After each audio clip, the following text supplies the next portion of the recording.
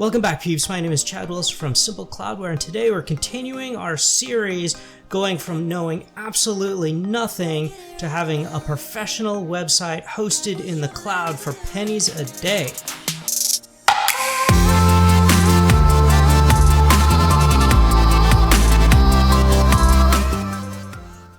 Okay, in this video, we are going to look at the attributes to these particular form fields.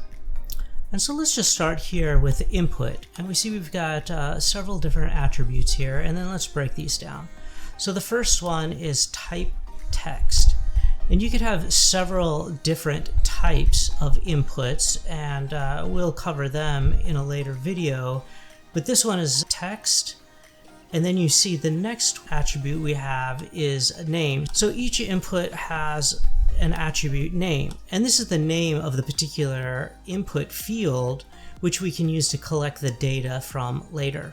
The next is a class form control, and what this is a class that comes from Bootstrap, and this helps so much do all of the formatting of the particular form fields themselves, which was tedious before Twitter released their Bootstrap. The next attribute that we can see here is this form control name. And what this ties to is it tells Angular which form to map the data to. So we have the actual name that then ties to the label, and then we have the form control, which ties the data to the back end. And here, the next attribute, we have some validation.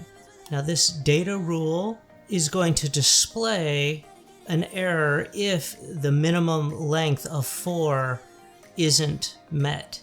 So if you just type in 3 characters for your name, then it isn't going to process. And then the data message would be, please enter at least 4 characters.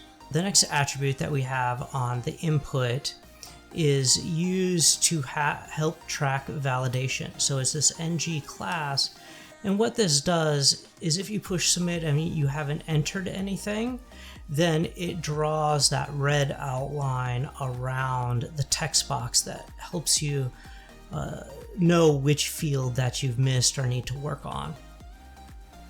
And then this next div right here is an ng if, and what this does is it displays text that will help you understand how you can fix an error that you have in inputting the data into your field. So all of these together, we have a label, input, and then the display of the validation work together to create one component in your form.